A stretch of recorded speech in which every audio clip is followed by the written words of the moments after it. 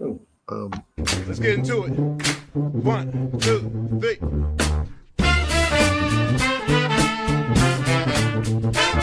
Let's get some more. Have your hands. Get some more. Let's get some more.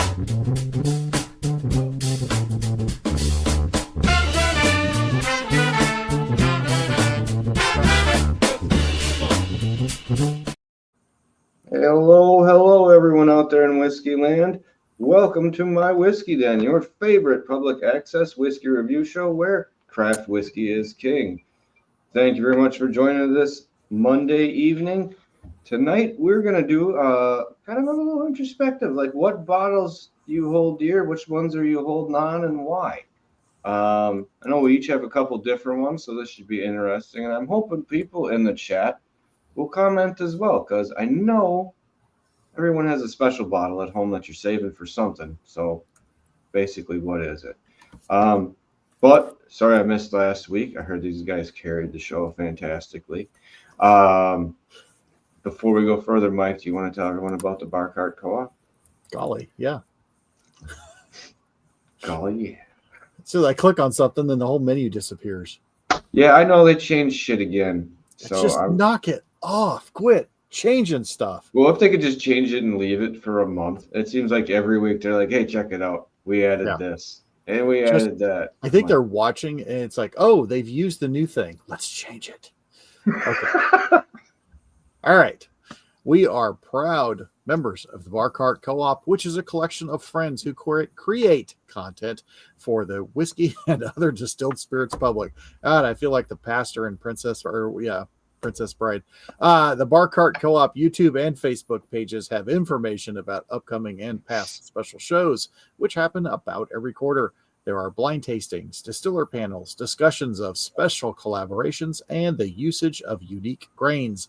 The Bar Cart Co-op has educational and fun episodes for your enjoyment. And the oldest show in the group is Distillers Talk, which is hosted by Christy Atkinson and Alan Bishop.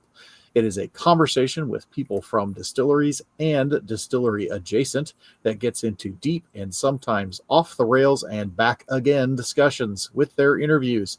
New episodes arrive at the end of the work week. And if that is not nerdy enough, check out One Piece at a Time Distilling Institute. This is the show where Alan Bishop answers any questions about distilling and often puts them to the test. It could be individual grains, entire mash bills, equipment, methodology. New episodes come out randomly, so subscribe. And then there is Bourbon Turntable, home of the silkiest voice on the internet, where they mix the love of music with the love of whiskey. They have conversations with musicians, writers, distillery folks, and common folks about music and whiskey.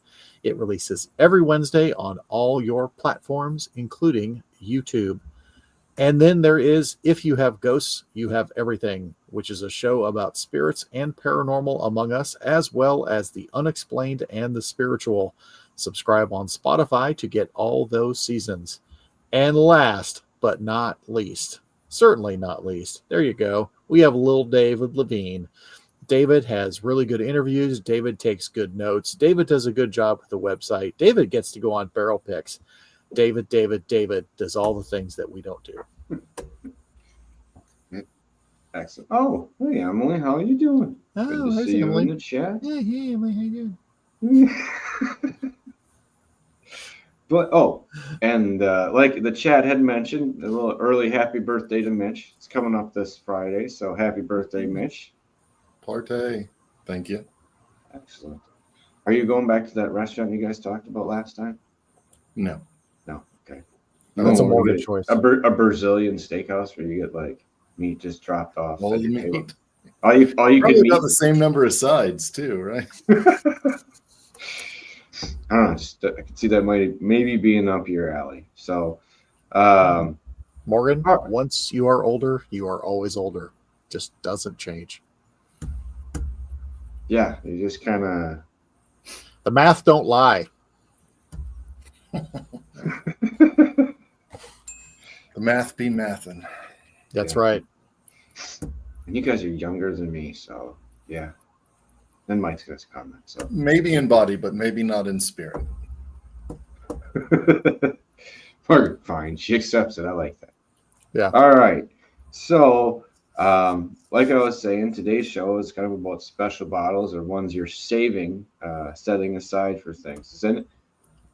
Do either of you guys want to kick off with any? Otherwise, I know I have a couple ones that I've opened that I'm still saving for people, and I have a couple that I haven't even touched for other specific reasons. That's I have both kinds. Okay. Yeah. I'll go first. All right. Just with Mitch, you should go because you have more bottles. yeah, you could be here for a half an hour. So I have two that are unopened that I'm saving. One of them is an Old Forester birthday that I traded to a friend to make me a song. And then we were going to meet up and never did, but I still have it. And this is from 5 or 6 years ago, so should probably work on that. And the other one is what I'm opening on my birthday. So I got a 1989 Johnny Walker Gold Label that I'm going to crack open on my birthday and drink a scotch that is almost as old as I am. that's pretty sweet. And those are the two bottles that are not open that I'm saving. And one he's saving till Friday. Well, I mean, hey, I bought it a couple months ago, though. I assume you have bottles though that you save, they just don't get opened very often. Yes. But I opened them because I get excited. Right. That's like I said, I have a couple like that are opened and even some drank out of sort of significantly, but they're still like being held on to for specific purposes. Mm-hmm. One of the ones like that is the Iconoclast from when Alan was at French Lick. That's the first one, and a Matty Gladden from there, just because each of those had little different significant meanings. I mean, how we were on ads with Fred Minnick for the one, apparently, but the other one, the Matty Gladden, is just one of my all-time favorite stories to tell people about it, because you can pour that and drink it and explain the story, and it takes 20 minutes. I mean, you can shorten it up, but I mean, by the time you're going through and explaining what's going on and why it's just neat and significant, and me as a history person, I always like going back in time to see someone that stands out, because everyone wants to hope they leave some type of mark in history that gets remembered. I mean, something. So to pull from the back and shine a light on some things, that's the type of stuff I love. So I have that one. So those two I don't touch too much. Oh Jesus, I'm trying to remember the one I got from Jeffrey Patron. Oh God, I'd have to go downstairs. That's it set aside. I haven't really touched it in a long time. It was like a 22-year-old one. It was ridiculous. He was very generous at some points. Obviously, we'd send stuff to him, but that one it was really neat. I had, and obviously one other one, Cradle Barrel's first release. I went down there for Bastards Ball. I still have a good half a bottle of that, just to kind of go to sit down some night and go back and think about all that cool stuff that happened that day and everything. Even though I overheated and almost, I don't want to say died, but I had to stick my head in underneath Terry's bathroom faucet for like 45 minutes to cool myself off. It was like 115. I'm from Wisconsin, people. I did not react well. I tried. It's a different heat. I wasn't the only one. I think that I think Caleb was also like kind of just holding on. We didn't really drink. Caleb did not fare well. No, I was like, no, like we're just. I remember I thought I was all good, and then I just how you jog over to some place. You're like, hey, how's it going? Like that 30 feet was like, oh, that was a wrong decision. You should not have done it. You should have just walked. Jogging was a bad choice. Just want to slow down. But that day was pretty sweet. I mean, I remember everything that happened that weekend, and it was really, I'm glad I went to the first one of that. So those are a couple of them that I held on to that I have open. I'm sure there's a couple more. Those are kind of the main ones I remember going through. I have a couple that I haven't, but I'll hold off on that for a second. Mike, what are a couple of ones that you have opened that you want to hold on to? So a couple of open ones I've got. Well, I do have. You mentioned those ones from the old Spirits of French Lick. I still have my first Maddie, and the first Lee, the old Lee, and then the original Weeder. And every now and then I do get those out just because I remember, because that was just like a doorway that opened, as far as how there's a lot of things that happened after that encounter. So those every now and then I'll pull those out and do it. And sometimes I'll share them with people, but usually I don't. But the other thing is there's a couple other ones, like some of the ones from this last year at Ironroot Anniversary, the Violet, the Team Danger, the Icor 10, and then I got, some of that burn ends, just because it's like, okay, how unique can you get with certain things? And so those are ones. The big ones though that I always have are, and this one, it doesn't come out that often because I'll never ever get to replace it. But I have been known to share it. And this was that Pre-Fire Heaven Hill. Oh, that was delicious too. Yeah, it's really good. So that's one. It's open and it stays triple sealed. And I think I've taken it out of the house once, and that was only to go a few blocks away. and actually, Jesse actually got to have some of that. Another one which I've only had a little bit, but this is a pre-production, if you will, distilled by the Reverend Thomas Green. That was in honor of Michael Stallings after he passed, and this is distilled sunflower, and it's like it's Mike's recipe with a friend's twist on it, and the other big open one. Well, I'll say a big open one, but it's just the one which I've talked about. Well, actually, no, there's two. There's one that it's getting saved for November. I've got dates on some of these that are going. I like that. The Dancing Goat in lieu of flowers I opened it because I had to have some, but that one is specifically to have in November because there's a bunch of us that are missing a lot of people, and so it's like the honor thing to do a toast with that. But the other one is my annual opening of my Blanton's, not because I think it's fantastic whiskey. It's okay. But it's like a lot of people, that go after Blanton's or other dated stuff. No, it's not because the horsey. Don't care about the horsey. It's the dates that are on it. And this is the one that was the bottle we would open on our anniversary with my wife and I. And so now I just have it solo at the end of every November. So, and then what's the other open one? Well, only that this one's a sample, but it is actually kind of special. It's the first time that I went and spent time with Kevin by myself, and he had just gotten Little Book 5. So we opened it together, and then we did notes and stuff together, and then he sent me off with some. So this will be one that I've nipped into it on occasion. So, but that's my open one. Oh, except for one. There's one other open one that I've got. But I've been talking a bunch, so somebody else can go. Oh, that's fine. When you were mentioning other ones, I have not a giant bottle, but I do have like a 4-ounce bottle left that we have that was from the original pre-release of anything from Dancing Goat right before they made their first release when we got like the cast strength version of it.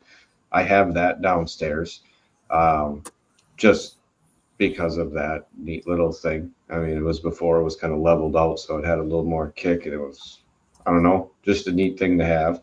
So thanks to Fred on that one. So I had that one set up.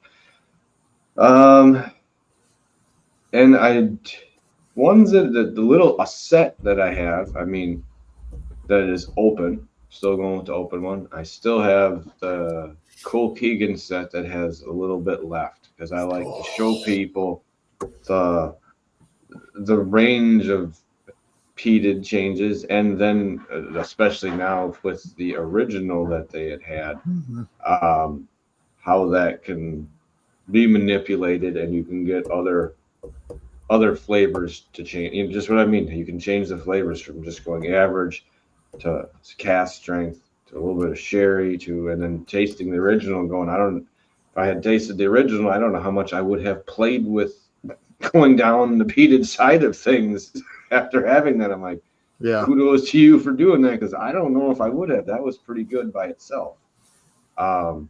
So that's the set that I was running low on, but I like to have, with people like Pete, I like to kind of go down that one, like the American smoke version, type thing. And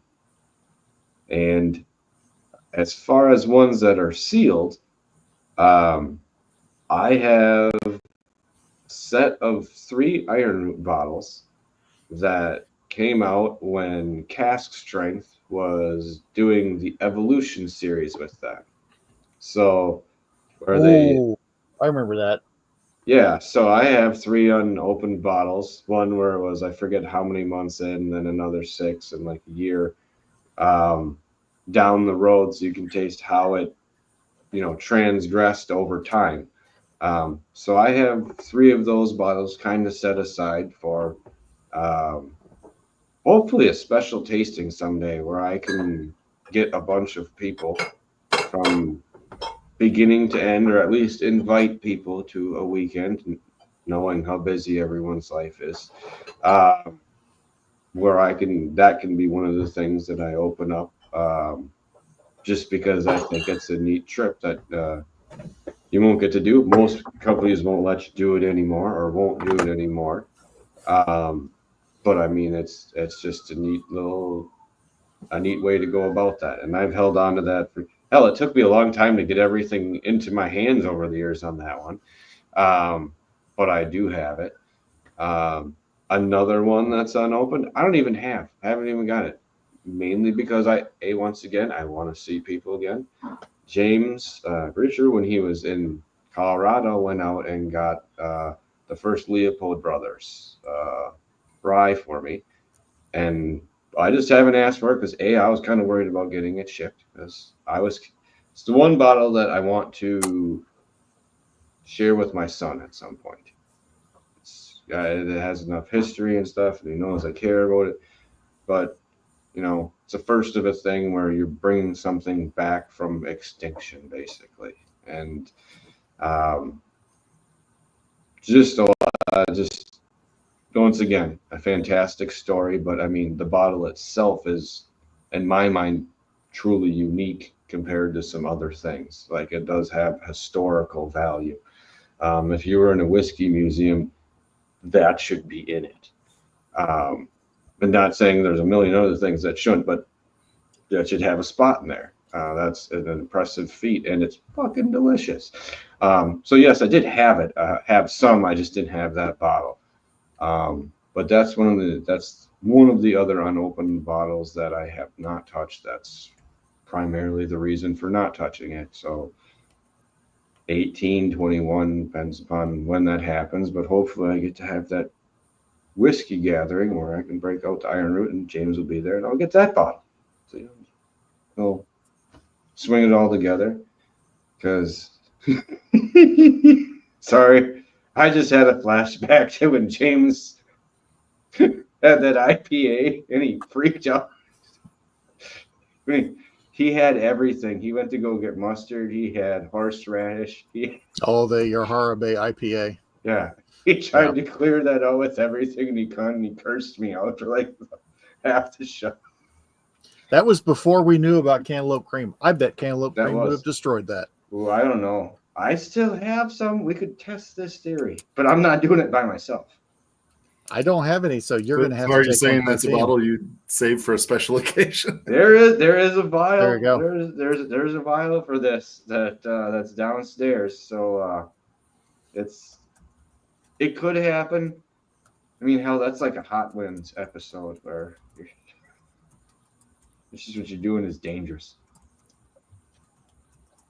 Sorry about the water too. I just haven't been feeling the best the last couple of days, so I'm no booze tonight.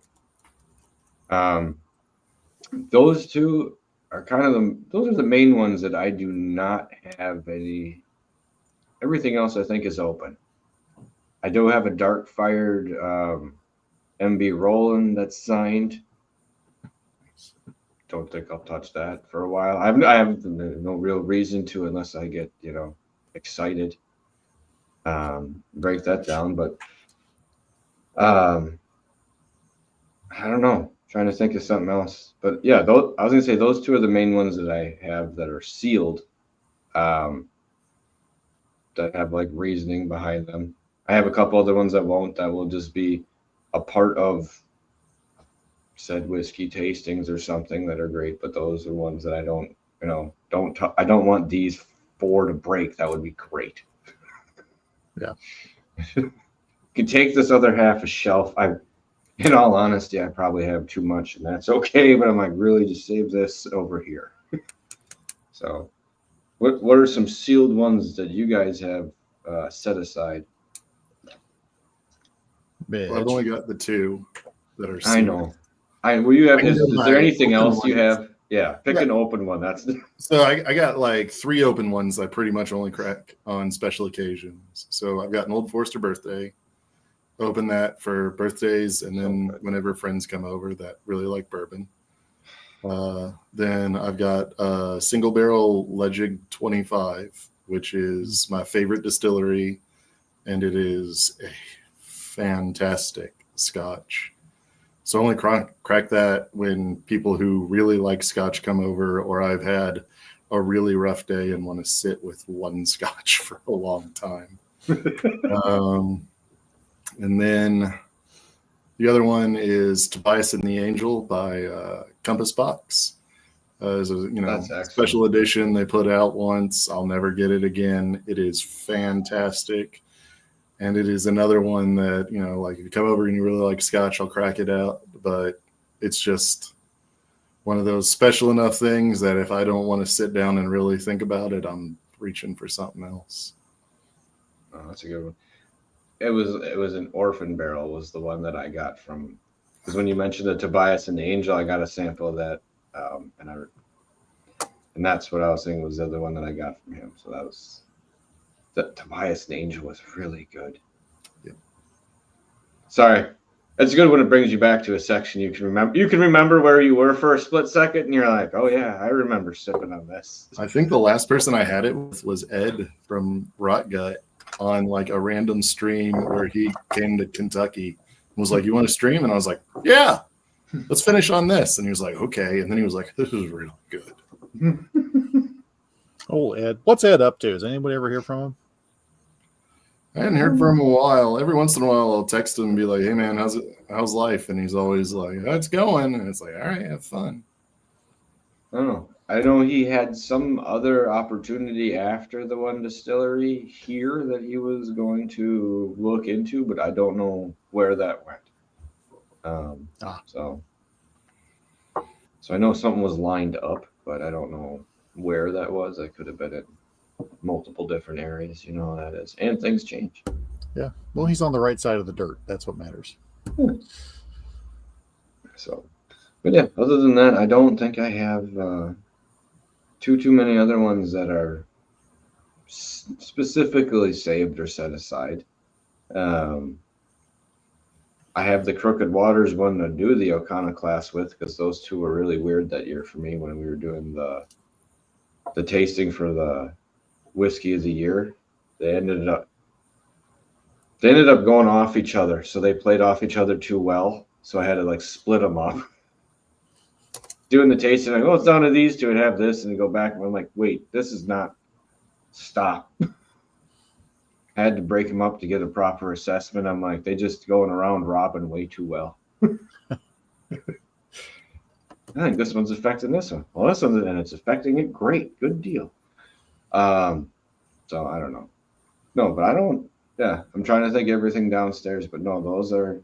Everything else are just kind of small, small bottles, leftovers, just neat onesie twosie things. That. What the hell was that? That's just being a smart ass. So I will say this is something I just opened tonight, and holy crap, this is fantastic and weird. So it's a Copperworks Peat Smith. So it's a American single malt made with peat from whatever peninsula in Washington. Okay, this is not normal peat. That's what I was waiting for. Want people to do like American peat because it is out there. Yeah. So I'm intrigued. That's gotta be. This is so fruity. It's amazing. They make good whiskey. Yeah, They do. just in general, they do. So I like when people venture out into that realm. Oh, helicopter. Hold on. Helicopter. There's only two other open ones that I've got, and they're all the other ones I'm saving are closed. One of them is a pick from Whiskey Thief. That's just really, really, really good bourbon. That I won't let anyone just go, oh, I want bourbon, I'm going to pour this. Like, no. This is the thing where you're going to start with this, and you might be on this one for quite some time, but you're not throwing it in a rocks glass, with multiple ounces. This is savor. That one is that's just one. It's like how good can a single barrel be? And this is it's just very, very, very good. The other one is a Scotch that I picked up on recommendation from Scott from Scott's Just Dummies, and it is a first edition Ben Nevis 10-year-old. That is cask strength. But I had picked it up, ordered it overseas, which you could still get some stuff very reasonably priced overseas. I was looking, but picked it up and it showed up, and it also was one because I was like, oh, this is really good. I really like it. And I started reading the label, and it had been distilled on my wife's birthday. So I was like, so with one of her brothers was able, actually, brother, and then, kind of pseudo brother and her other brother. And it's like, we did that kind of stuff. And that was one. So it gets broken out for a birthday, once a year. But all my other stuff that I've got there's just a handful of ones that are waiting to be opened. And then I added one this weekend. And I think I already know the occasion that I'll open it. So I'll wait. I'll let you guys talk about your unopened ones. I only have like those like 5. A couple other ones I have that are unopened here. Like I said, usually like a signed bottle from a distiller. Those are the only 5 that I purposely don't let people drink. But everything else that's closed, it's just like I haven't gotten around to yet. Yeah. And once these get opened up, they're fair game, but I'm not going to be like, oh, hi, you that I know likes to just fill a tall glass full of ice and throw whatever in it and get drunk. They're not going to touch any of the stuff. One of them is that I'm waiting to do. Pat, do you remember? It was a bourbon that we all had in the very early days of the show, and we were all like, holy crap. And then we found out that they were one of the early victims of COVID. Crouch. Shit. Huh? The Crouch Yeah. bourbon. We had this, and we were all like, this is one of the best bourbons I've had, period. It was just so flavorful, and just the finish kept going, the nose kept, everything about it, like, you've got to be kidding me. and they had closed. And Ben, we found out about them and got a hold of wine. them, and it was like a week and a half, and they were closing. By the time we found them and reached out, they're like, "Guy, we'd love to, but we close next Friday." I'm like, "Yeah, bullshit." I'd had another sample of it, and then and I have about half of it, and then we were doing a game with friends of mine. You know, it's like, this is a good way for me to get rid of some of the sample bottles, especially the ones that are halvesies. And so we're playing a game, and then they would draw a number, and then I would go, "Oh, okay, here you go." Then give them the bottle, and then, you know, they would get to try it. But this crouch is going to get opened this year. It was batch 1, obviously, and distilled in 2019. So this is not an old bourbon. No. But this is what Carolina was doing. So I was going to open it this year because it will have been 5 years since we got to try it. So it's going to get cracked open and shared. And I still check it and everything else. And there's a tiny amount of sediment in the bottom, but not enough to be alarmed at anything. It's very well sealed up. I have no concern that there's any leakage or anything like that. But once that one gets opened, it's just going to have to go. So got that one's going to get shared. And then the other next one, actually, I have 2 Armagnacs. One of them, I've had this same one before, and then I went back and got another one immediately. And it is a D'Artagnan. Sure. I know. I know what you're talking about, but yeah. Yeah, it's an Armagnac. It was distilled in 96. It was bottled in 2019. It's a 23-year-old Armagnac. But this one's getting cracked next June 1st, because then it'll be 30 years I've been in this house. So it's going to get cracked and destroyed with whoever wants to be around when that one happens. The other, the one I acquired this weekend. I'm intrigued about this. Yes, it's like I got to meet my boy. Oh yeah, yeah, that was cool. I sprayed some clear coat acrylic over this, but yes, so there was a running a joke we were talking about again early on my Whiskey Den about getting Terry Bradshaw on, and because he wasn't like, "Oh, I'm the master distiller. This is an old family recipe." I mean, it was one of the few ones. He's like, "I like bourbon." Yeah, it's just like, I like bourbon, and I'll drink this. And yeah, and it's made by people who make good bourbon, you know. And it's got, you know, things on there, his what people would call, you know, ego stamps, you know, where it lists the Super Bowls, and, you know, has other things that have to do with his stats and his, you know, fine.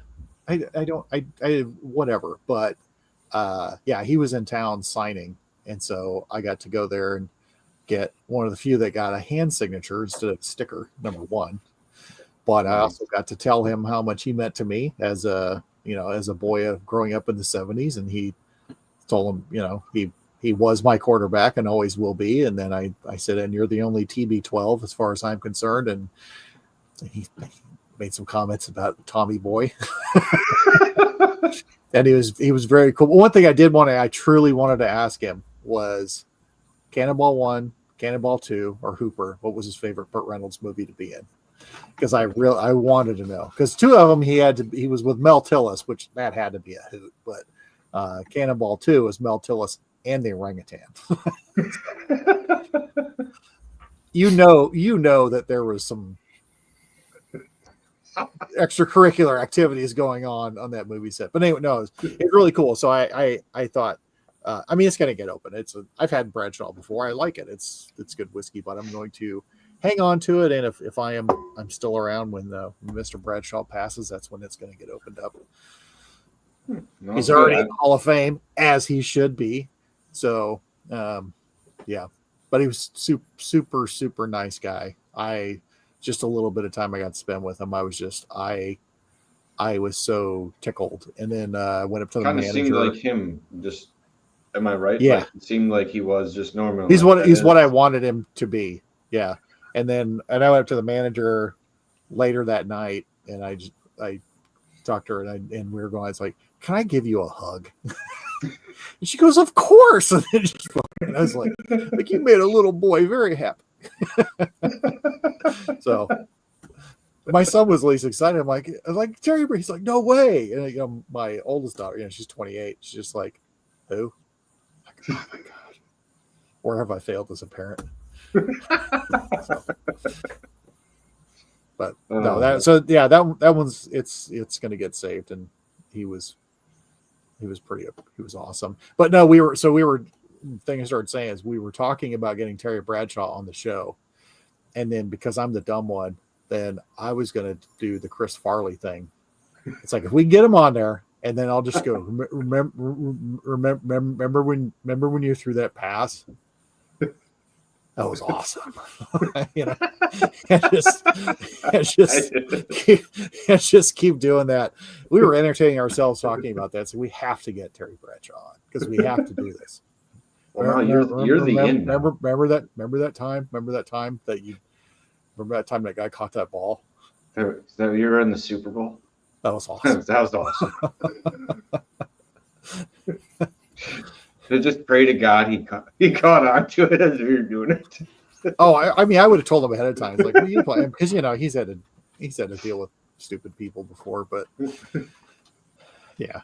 But I did because of the other people that were around there. Because there were some brand people and other stuff. It was, there's no way we would get him on.